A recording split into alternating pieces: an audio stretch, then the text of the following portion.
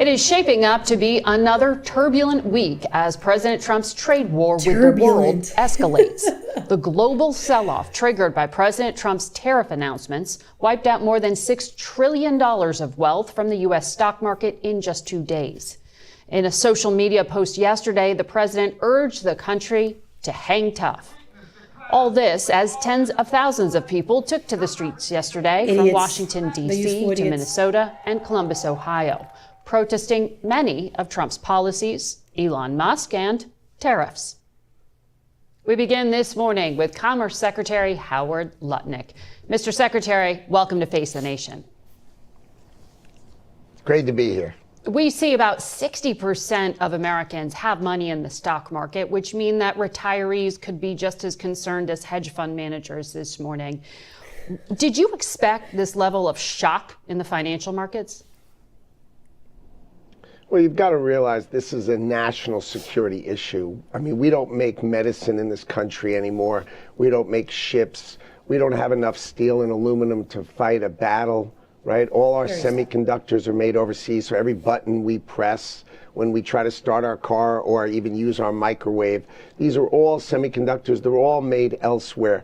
We've got to start to protect ourselves, and we've got to stop having all the countries of the world ripping us off. We have a $1.2 trillion trade deficit, and the rest of the world has a surplus with us. They're earning our money, they're taking our money, and Donald Trump has seen this, and he's going to stop it. So it is going to be a big change. Of course it's going to be a big change, but the rest of the world has been ripping us off for all these many years. Donald Trump has seen it, he's spoken about it, I understand and he's just that. not going to take it anymore, and that's his model. And that was abundantly clear during the presidential campaign how much the president truly believes in tariffs and putting him at the center of his economic policy. But you saw absolute panic in the global markets. Did you expect that, or were you surprised?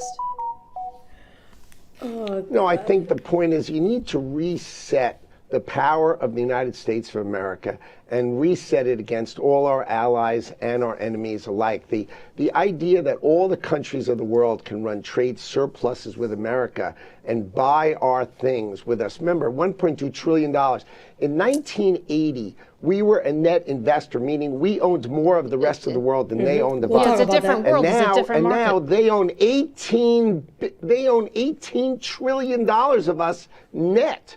So that means the rest of the world, every year when we run a $1.2 trillion deficit, the rest of the world buys $1.2 trillion of America, and it goes up and up and up, and eventually we're not going to own America, and we are going to be owned by the rest of the world. Imagine if we had a war and we can't build a ship, we can't fly a plane, we can't build our own planes, we don't have our own semiconductors. This is what the president is here to fix for America. It's in his hands, and he wants to fix America. This is his chance to fix America, and we need him to fix it for our children and our grandchildren. Okay, really quick, but stop it.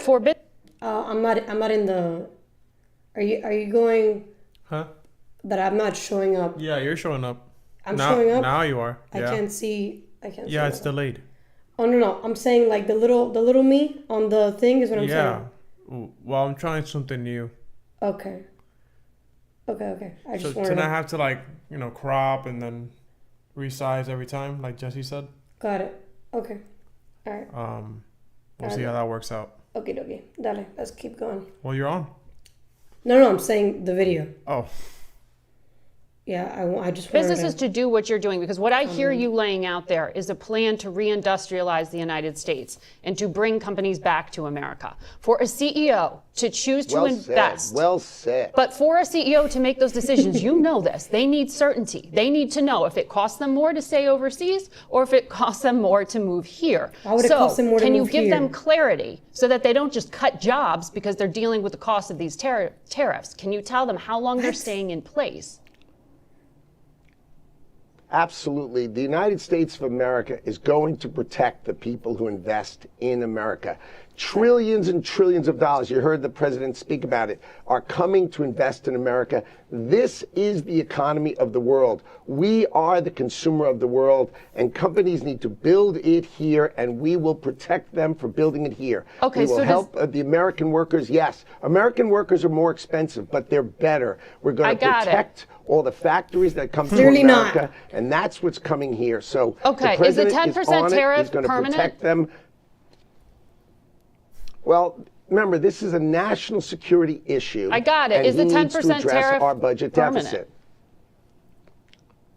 That, you know, the laws of America are the laws of America. He would like it to be that we need to protect the companies that invest here, and we are going to protect the companies that invest here. That is the policy of the United States of America. That's why trillions of dollars are coming here. The ripoff of the United States of America is over. All these companies are going to come and invest here. That's what they're doing. That's why they've committed trillions of dollars. They know this is the economy. Mr. Secretary, this is the place to go. Mr. Secretary, the campaign's over. You won. So I'm asking what the plan is. So the Treasury Secretary said on another network, we're going to hold the course. It's not the kind of thing you can negotiate away in days or weeks. That makes it sound like the tariffs are staying in place at least for days or weeks. Is that correct? Or is the president considering postponing implementation to negotiate? Why would you do that? Yeah, hold on. Let me just put you back on there. I don't like this way. Yeah.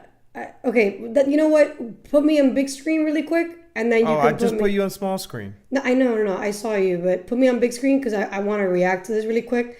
Okay, so I want everybody to pay attention to the way this woman is reacting.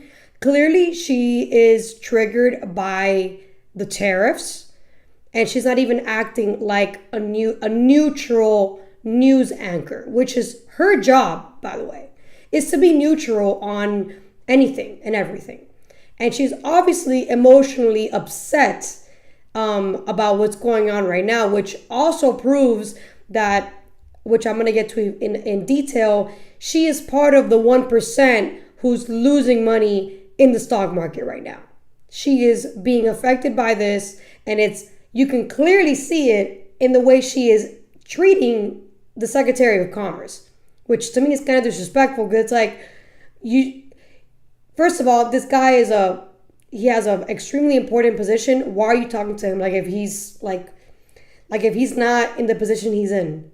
Oh, you're not running, you're not campaigning anymore. What? There was no necessity to even have to say that. Why are you being salty? She's being salty because she's losing money. She's part of that 1% that's losing money, and she is mad that they're focusing on Main Street, meaning me, you. We're Main Street. That's Wall Street. She is a part of Wall Street, and she's literally losing her shit on live television because of the fact that she's losing money.